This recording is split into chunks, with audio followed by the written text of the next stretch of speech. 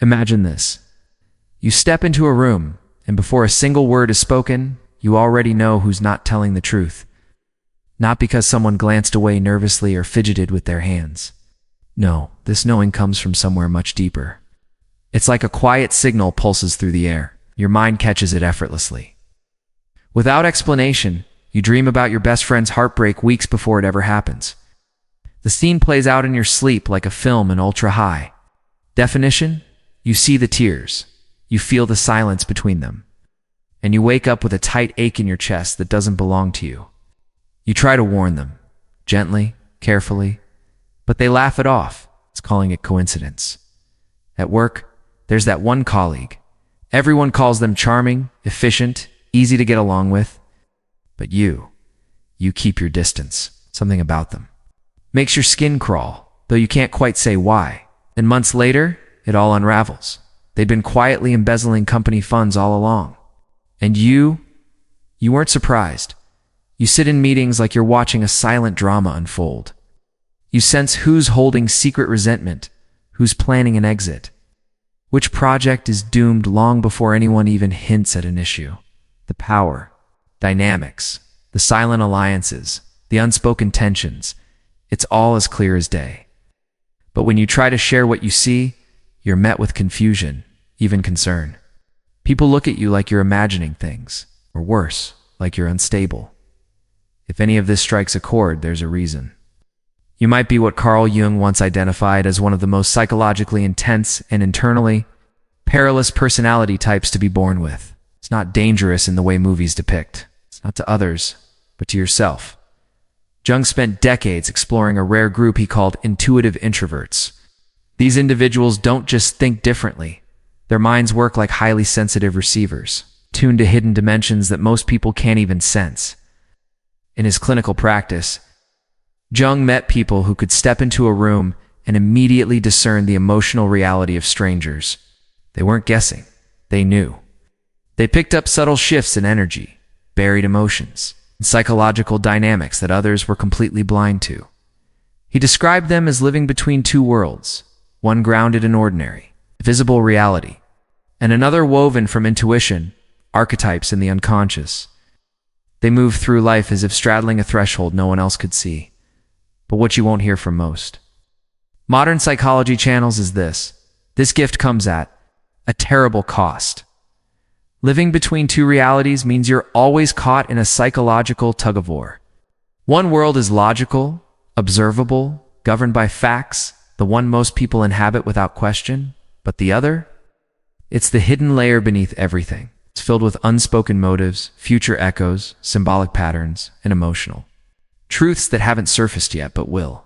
And bearing witness to both, it's overwhelming. You start doubting your own sanity. Wonder if the problem is you.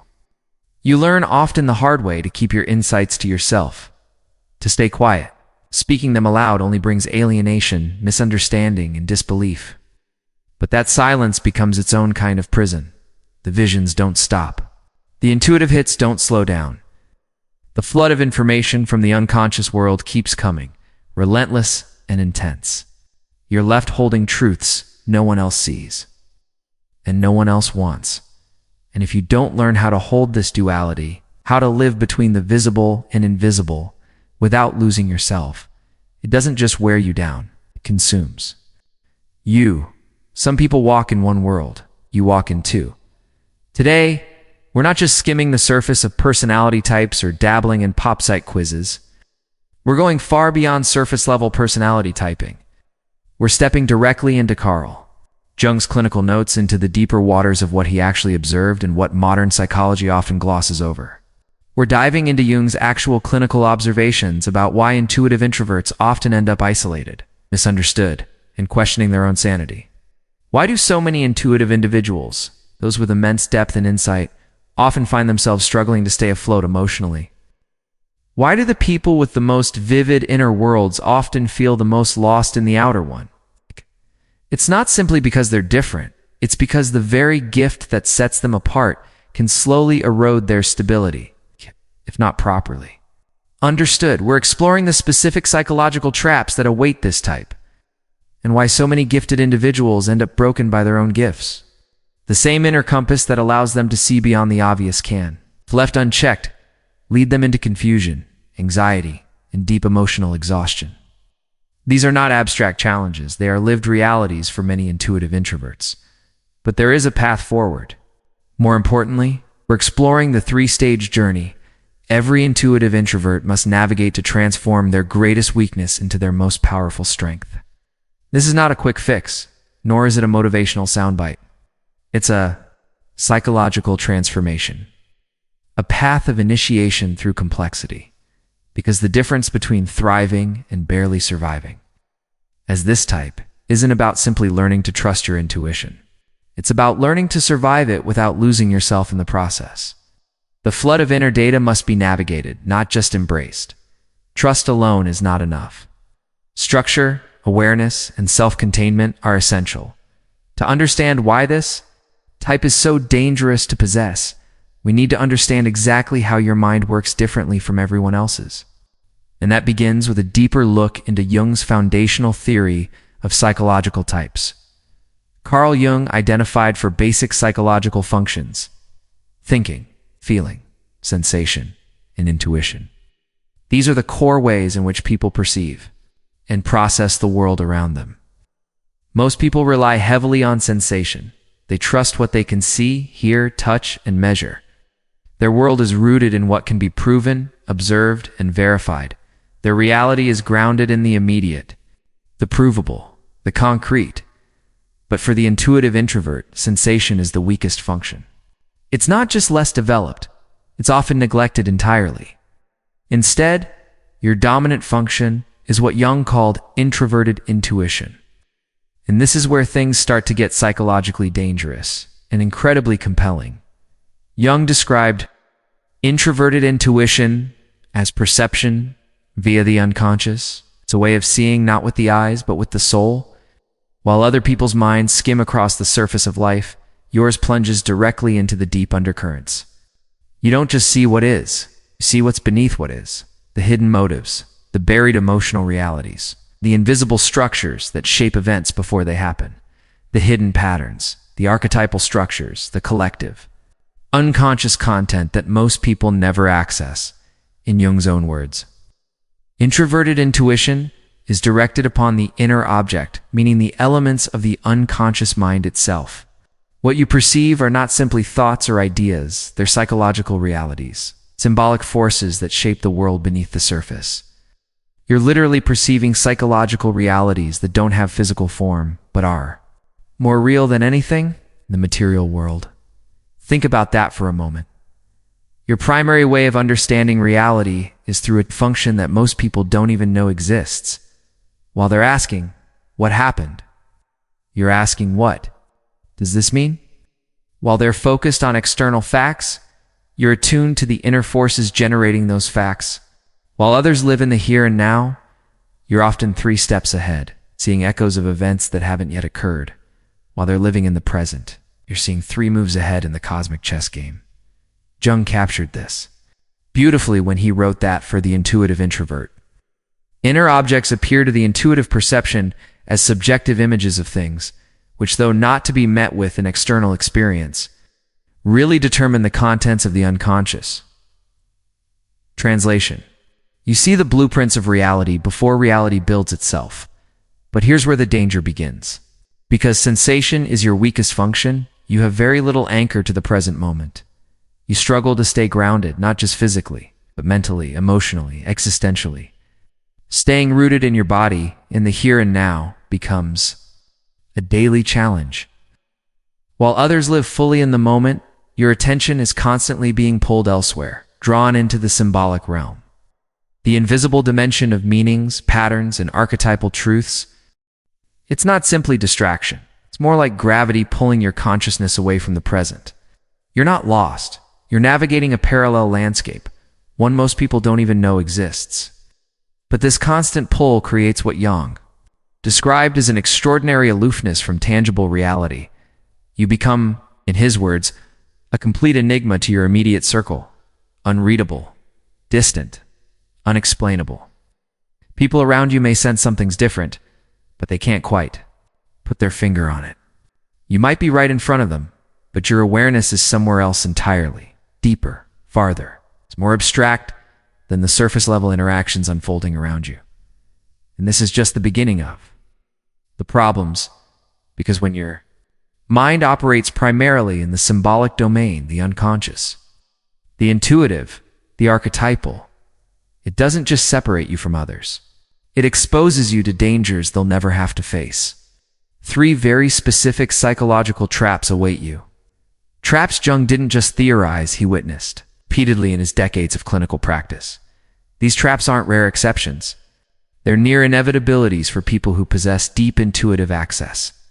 They are the reason why a gift so rare can so often turn into a burden so heavy. The first trap is what Jung called archetypal inflation, when your psyche becomes overtaken by the powerful symbols you perceive, and you start confusing your personal identity with something much larger than yourself. The second is what modern psychology refers to as psychic contamination, the subtle but dangerous bleeding of other people's emotions, thoughts, and unconscious material into your own psyche. And the third, most perilous of all, is what Jung called possession by the unconscious, when your conscious ego is no longer driving your life at all. These aren't metaphors. They're states of psychological overwhelm that can dismantle a person from the inside out. Over the next few minutes, we're going to explore each of these traps in detail.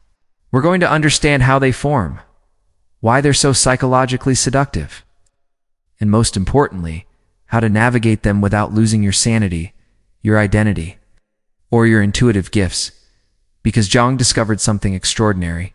In his work with intuitive introverts, something hopeful. Those who learn to navigate these challenges don't just survive their psychological complexity, they transcend it, they evolve. And in doing so, they often become some of the most transformative individuals in human history. The journey always follows a pattern, 3 stages. As consistent as a mythic cycle, every intuitive introvert's journey moves through these stages, whether consciously or not. Stage 1 is the gift. That early awakening, the moment you realize your mind works differently, that you perceive what others cannot. You feel tuned into something bigger. Reality seems layered, alive with meaning. It feels magical, exhilarating. You feel special. Stage 2 is the curse, when that very gift becomes a weight. The visions intensify. The intuitive downloads won't stop. No one understands what you're experiencing. Begin to isolate. You question yourself. And in some cases, you lose your footing entirely. Stage 3 is the integration, the long, often painful process of learning to carry your insight without being consumed by it. This is where transformation happens, where wisdom is born. But here's the truth. Most people never make it past stage 2. They get stuck in the confusion, the overwhelm, the emotional noise. They either shut down their gifts or become fragmented. By them today, we're going to understand why. And more importantly, how to move beyond it. Stage 1 usually begins early in childhood, adolescence, or even young adulthood. Sometimes it happens suddenly. Sometimes it unfolds slowly, like a light coming on in a dim room. But it's unmistakable once it appears. It's that moment when you first realize, I see things differently. Maybe you were the child who instinctively knew when the adults were lying, not based on tone or words, but something deeper. Maybe you were the teenager who could predict, with eerie accuracy, which couples would break up after observing them for just a few minutes. Or the young adult whose dreams began to materialize into real events, who walked into a room and could instantly sense someone's hidden emotional pain. Even if they smiled on the surface, at first it feels exhilarating. You feel chosen, marked as if you've been handed a secret superpower that the rest of the world doesn't even know exists. You can read situations, decode people, anticipate outcomes, and it all feels so effortless. Jung observed this pattern again and again in his clinical work. He wrote about individuals who showed a profound intuitive capacity even at a young age.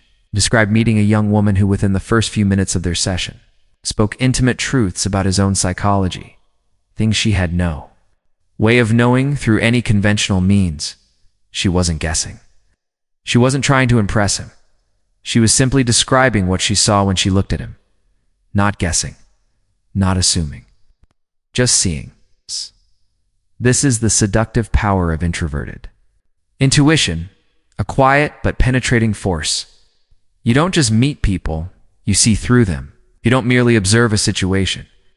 You understand its hidden architecture instantly, instinctively, deeply. You don't just live life, you perceive the archetypal patterns that govern human behavior, the unseen currents, steering people's actions, decisions, even their failures. In stage 1, this feels like being handed a kind of X-ray vision for the soul.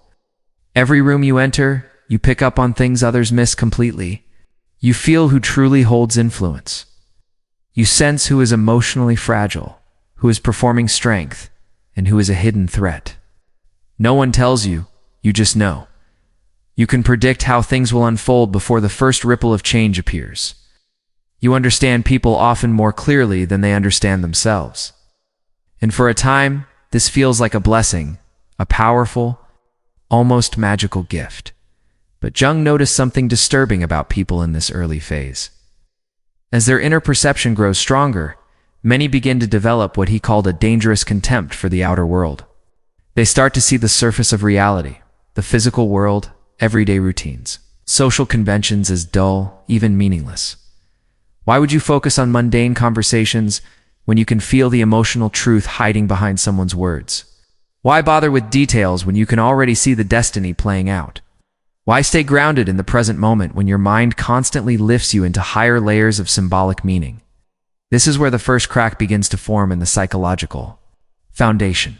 Slowly, but inevitably. Sensation. Your connection to the body, to grounded experience, to concrete reality begins to weaken. Your ability to stay present in the now diminishes. What once grounded you, the feel of your body, the rhythm of the moment, the details of the here and now becomes distant.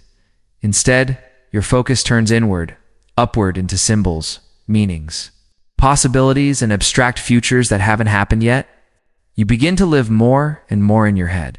You drift toward becoming, as Jung described, extraordinarily aloof from tangible reality, and over time, begin to notice the cost. Your gift, this extraordinary perception, starts to strain. Your relationships. The very insight that makes you feel special begins to create disconnection. Friends grow uneasy around you. They sense, often without knowing why, that you see more than you let on. They may accuse you of being too intense or say you read too much into things. Family members might get defensive when you call out unspoken tensions they're not ready to admit. Romantic partners in particular may feel exposed, like they're living under a microscope, like no part of them is safe from your gaze. That kind of transparency, no matter how well-meaning, can feel invasive, even suffocating. And slowly, painfully, you begin to realize something crucial. Being right doesn't mean being welcome. Your insights may be accurate, but sharing them can damage your connections with others. Not because they're wrong, but because they're too much. People don't want to be fully seen. They don't want their unconscious drives named. They don't want their future failures predicted before they've even made their choices. So you begin to learn the first major survival skill of the intuitive introvert: silence. You stop sharing everything you perceive. You learn to nod and smile. When someone tells you something you sensed long before they spoke, you begin to hold back, to edit, to downplay the intensity of your inner world. Eventually, you construct a social mask, a surface-level personality that seems approachable, predictable, normal. But that mask isn't you, not really. And now, without realizing it, you're living a double life. One foot in your rich complex, intuitive reality, and the other in a world that demands simplicity and emotional small talk. You now exist between two selves, one that sees and one that pretends not to. And the pressure of maintaining this double existence begins to build. What? Not immediately, but gradually, like water behind a dam. First, it's manageable. You compartmentalize. You get used to nodding, smiling, pretending. But over time, it takes its toll. Internally, you're carrying volumes of unspoken perception. Externally, you're just another person making small talk. The dissonance starts to eat at you. Jung called this the great disadvantage of the intuitive introvert. He noted that these individuals often learn to keep things to themselves, and that you hardly ever hear them talking of these things. What a paradox, to see so deeply, yet speak so little that, he said, is a great disadvantage, the loneliness of insight with no outlet. But he also called it an enormous advantage, though few recognize it as such at the time. Because when you're forced to process your intuitive perceptions internally without the noise of feedback or misinterpretation, your insights sharpen. Your ability to perceive grows more refined. Your inner vision deepens. So what's the cost? The disadvantage is the growing sense that you are utterly alone in how you experience reality. You move through the world like a ghost, surrounded by people, yet untouched by real understanding. This loneliness, this relentless feeling of living between two worlds is what sets the stage for stage 2. Because eventually the gift starts to feel like a cage. The very thing that once made you feel chosen, your intuition, your insight, your depth, now becomes the source of your deepest isolation. But it's here that the psychological dangers Jung warned about begin to emerge in full force. Stage 2 is where most intuitive introverts get stuck. It's the threshold where a gift transforms into a burden, where perception turns into fragmentation. It's also the place where Jung's darkest clinical observations about this personality type become terrifyingly real. By this point, you've adapted. You've learned the necessary social skills to function in the outer world. You can play the part. You can smile at meetings. You can make conversation at dinner. But inside, you're still flooded with meaning, with images, patterns, signals, and psychological truths that have nowhere to go. You don't talk about it anymore. You don't explain what you sense. You just carry it silently, constantly. But that pressure, that buildup of unprocessed intuitive content, starts to twist inward. It becomes psychological weight, emotional static, mental noise with no off switch. Jung identified 3 specific psychological traps that tend to surface during this stage. These aren't harmless misunderstandings. They're deeply seductive illusions, each one a tempting escape hatch from the burden of consciousness. Each one offering a kind of relief. And each one, if left unchecked, has the power to break you. The first trap Jung called archetypal inflation. This occurs when the ego, instead of simply observing the symbolic content of the unconscious, begins to identify with it. As an intuitive introvert, you have direct access to what Jung called the collective unconscious, the timeless psychological blueprints that live beneath all human behavior. You don't just see individual personalities, you see roles. The hero, the sage, the rebel, the caregiver, the destroyer. You feel the energies behind people's actions. You notice how certain individuals unconsciously reenact ancient stories, ancient struggles. You recognize myth in the mundane. But in stage 2, something subtle and dangerous begins to happen. Instead of simply perceiving these archetypes, you begin to identify with them. Don't just notice the sage, you become the sage. You don't just understand the wounded healer. Start to believe you are the wounded healer. You start to see yourself as the one who knows what others cannot grasp. It's the one who sees through illusion. The one chosen to carry a deeper truth, whether people are ready for it or not. You become the prophet in a world of sleepers, the outsider burdened with secret wisdom. It's the healer whose pain is necessary for the world's redemption.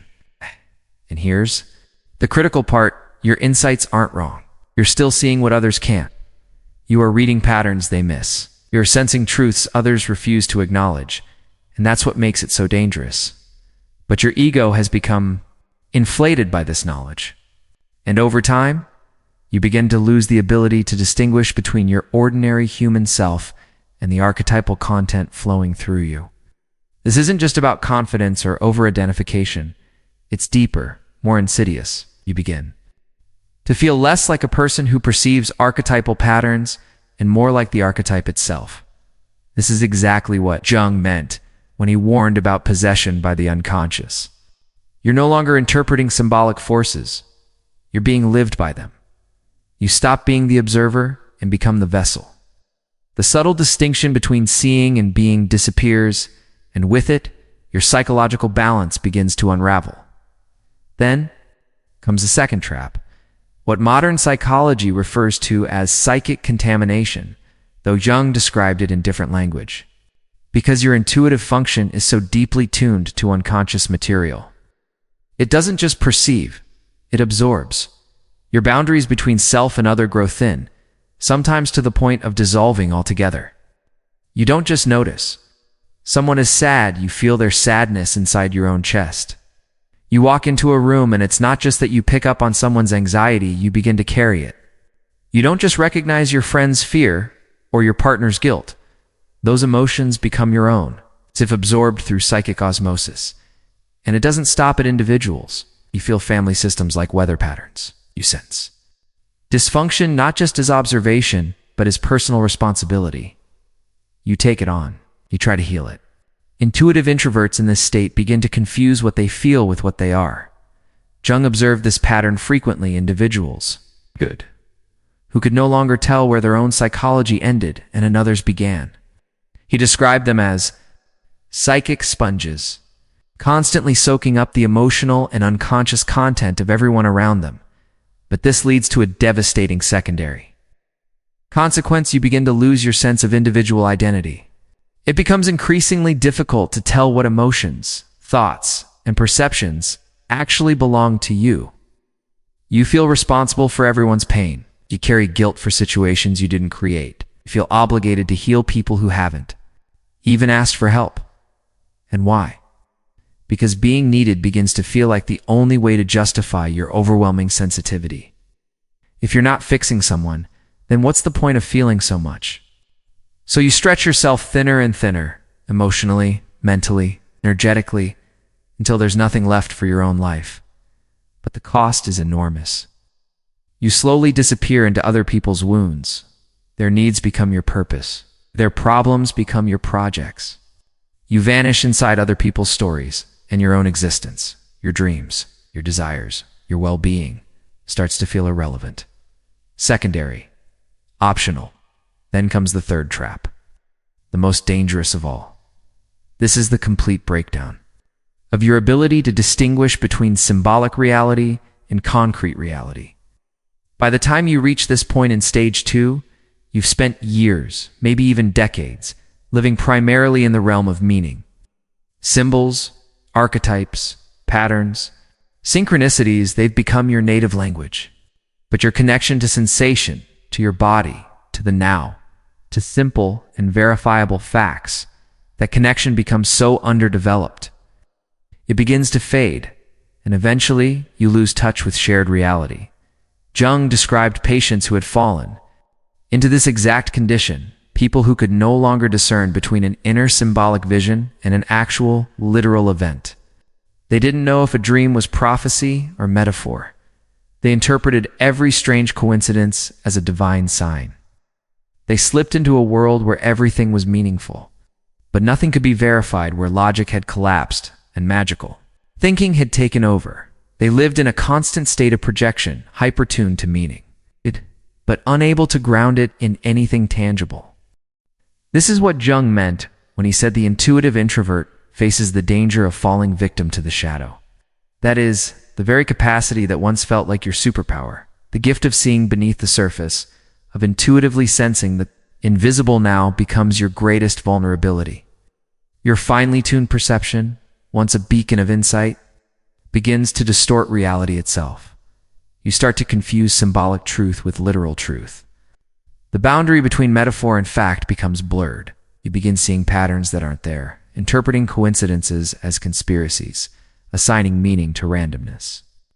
The ordinary world begins to feel drenched in cosmic significance. A passing remark becomes an omen. A missed call feels like fate. You no longer engage with life as it is. Instead, you relate to it through layers of hidden meaning, through a lens shaped entirely by your unconscious mind. At this point, a crucial inner decision awaits you, one that will define the course of your psychological future. You can either surrender to the chaos, letting yourself be swept away by the floods of unconscious imagery, archetypal voices, and emotional projections. Or, and this is far more difficult, you can begin the slow, deliberate, and often painful work of integration, and yet most people choose surrender. Why? Because integration doesn't just sound difficult, it feels impossible. How does one balance between truth and delusion when both seem to speak with the same inner voice? How do you honor what you perceive without becoming enslaved by it? How do you stay loyal to your gift without allowing it to unravel your grip on reality? How do you remain intact when your own mind threatens to fracture you? This is where stage 3 begins. The path Jung reserved for the rare few who manage not to be consumed by their depth but to confront it, engage with it, and ultimately transform through it.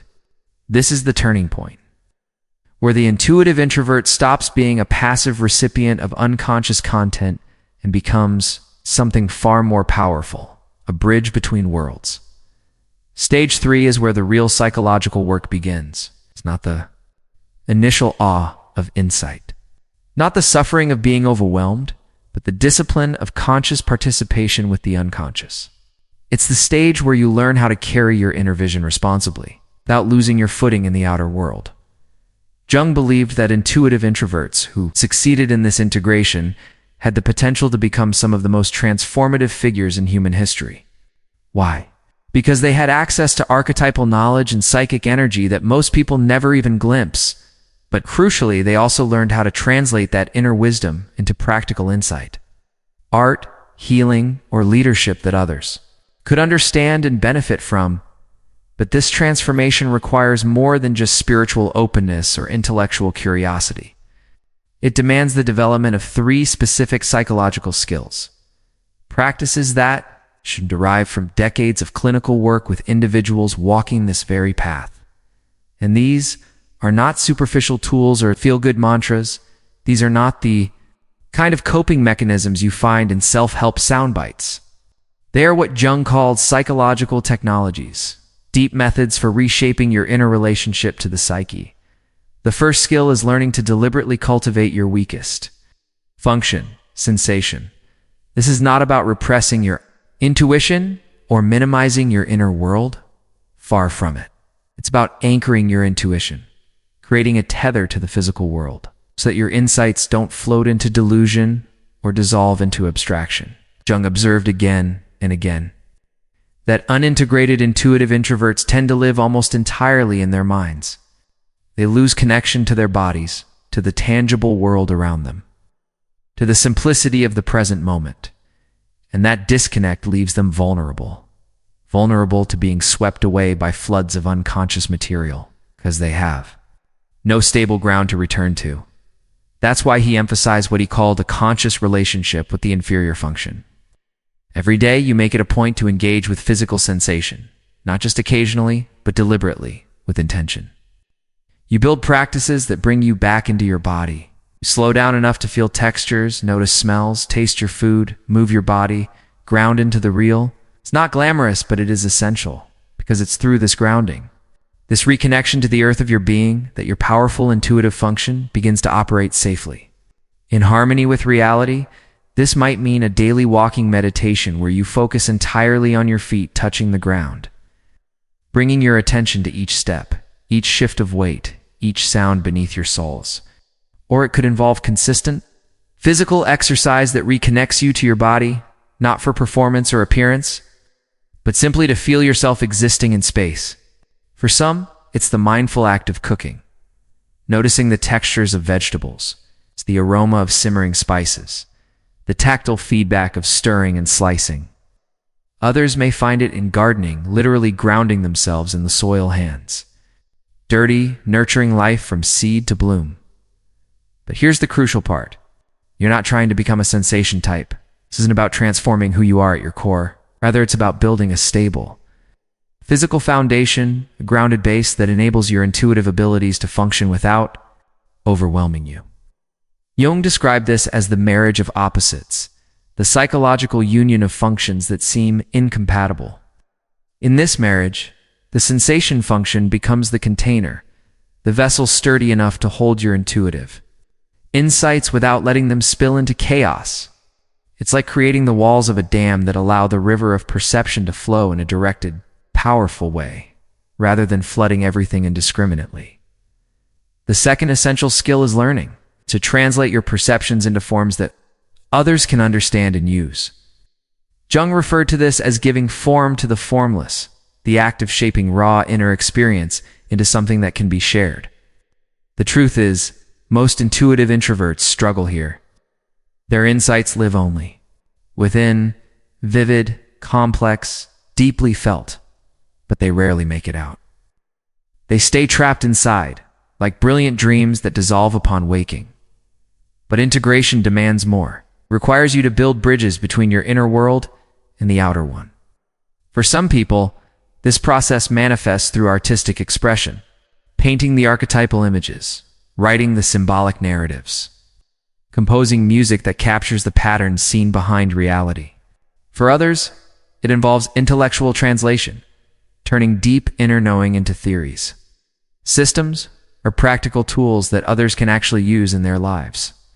The key is discovering your own authentic mode of expression. Jung did exactly this in his own life.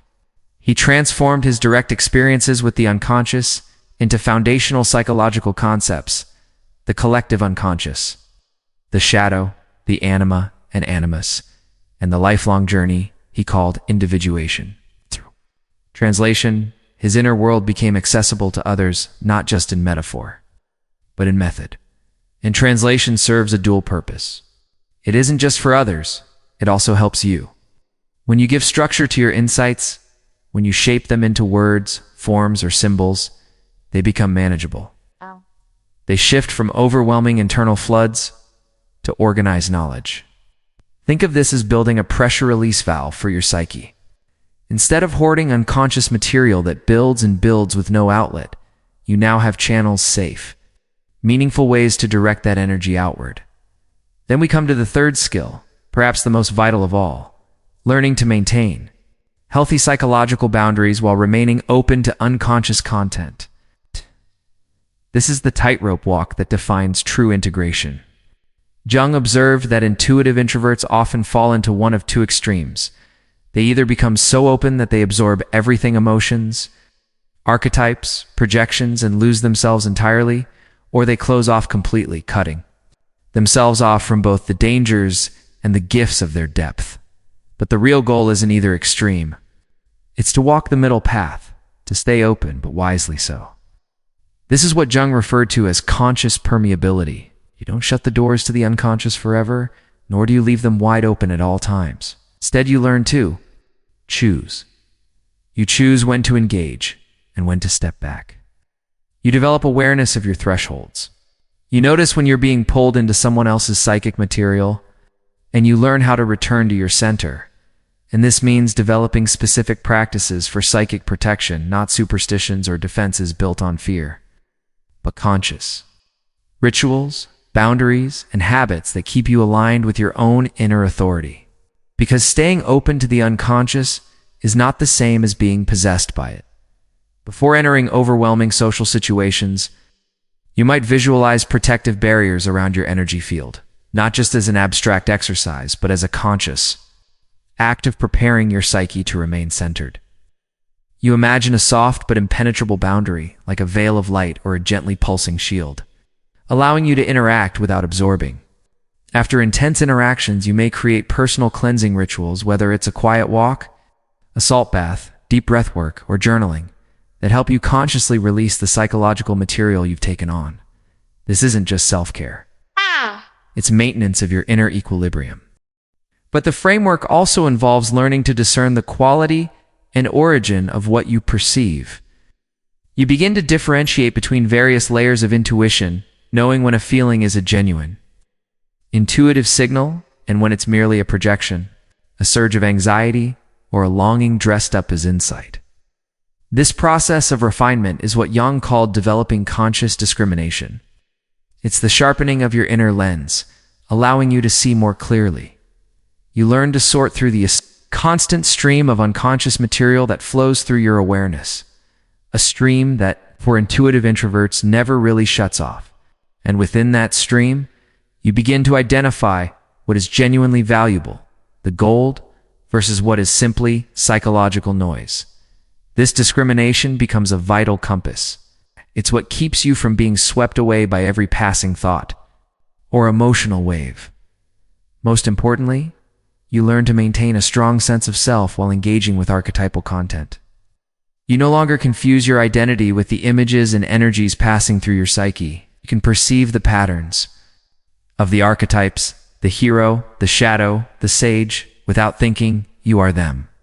You can observe other people's psychological dynamics, even feel them empathically. Without assuming responsibility for healing what isn't yours to heal, you develop what is called standpoint, a grounded psychological position. This is the inner posture that allows you to interact with deep, unconscious material while staying rooted in who you truly are. Standpoint gives you clarity. It's the difference between being immersed and being aware. And when these three core skills come together, anchoring to sensation, translating perception, holding boundaries, something quietly extraordinary begins to unfold. Your sensitivity no longer feels like a burden you must hide or manage. It becomes a real gift, not only to yourself, but to the world around you. You become what Jung described as a bridge between the conscious and unconscious realms. You are able to access subtle insights that others may never notice. The quiet symbolism beneath events, the deeper truth behind patterns, the wisdom behind dreams, but even more importantly, you can communicate these insights clearly and compassionately. You help others see what they couldn't before. You do so without overwhelming them or losing yourself in the process. You develop the rare ability to perceive possibility and pattern while still remaining grounded in practical reality. You offer deep guidance and vision, but you also know when to step back, when to rest, when to listen. You live with authenticity, honoring your role as a vessel for archetypal content, not by surrendering to it blindly, but by allowing it to flow through a stable, human form, you, and perhaps most powerfully of all, you stop feeling like a stranger in your own life. That quiet, lifelong sense of alienation begins to soften. You find your people, others who walk the same intuitive inner path, who speak the same symbolic language. You realize you're not alone. You discover your purpose, not as something abstract or dramatic, but as a lived reality, the unique way you are meant to translate unconscious wisdom into forms the world can understand. If you've recognized yourself in this journey, if you felt the loneliness of stage 1, the overwhelm of stage 2, or the cautious hope of stage 3, know this: you are not alone. Jung estimated that intuitive introverts make up less than 2% of the population, and yet their influence on human evolution in psychology, spirituality, the arts is far greater than their numbers. Because the truth is this: your sensitivity is not a flaw to be fixed. Your intensity is not a problem to be solved. Your ability to see beyond the surface is not a burden to be endured. It's not something to hide, suppress, or fix. It is a responsibility to be embraced, and more importantly, a gift to be consciously integrated.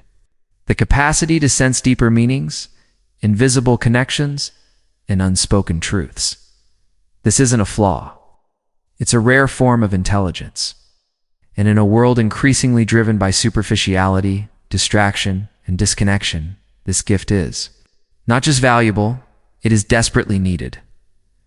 The world needs individuals who can perceive the invisible patterns that shape human behavior, motivation, and conflict. We need those rare souls who can access the collective unconscious, that vast inner landscape of archetypes, instincts, and symbols, and bring back usable wisdom that can help our species evolve. These are not just dreamers. They are bridges, conduits between the inner world of meaning and the outer world of action. But here's the key. This kind of contribution is only possible if you learn to do this work consciously, deliberately, and with psychological protection. Without grounding, without structure, your gift can backfire, turning clarity into confusion, empathy into emotional burnout, and perception into paralysis. Integration is what turns vision into value. So here's my question for you.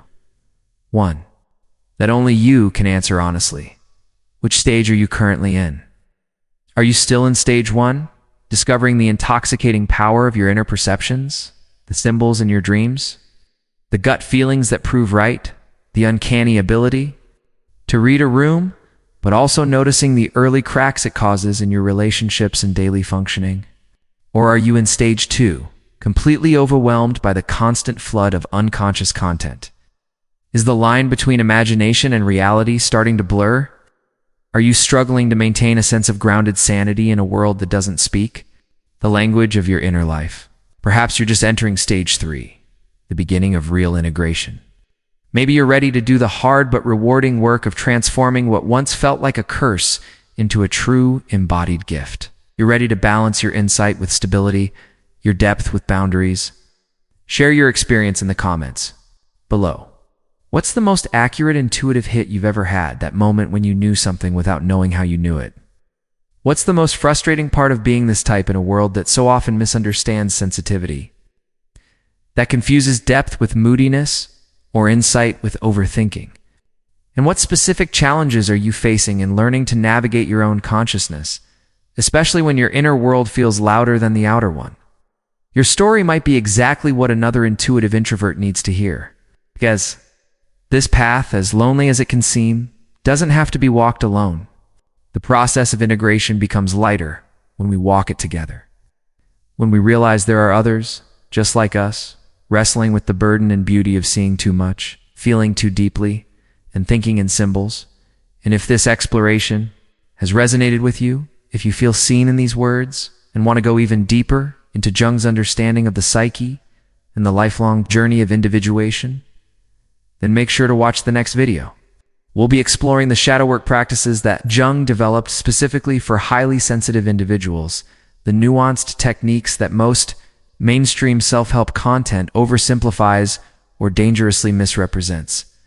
Until then, remember this: protect your sensitivity, honor your perceptions, and never forget the world truly needs what you can see, but only if you learn to see it without losing yourself in the process.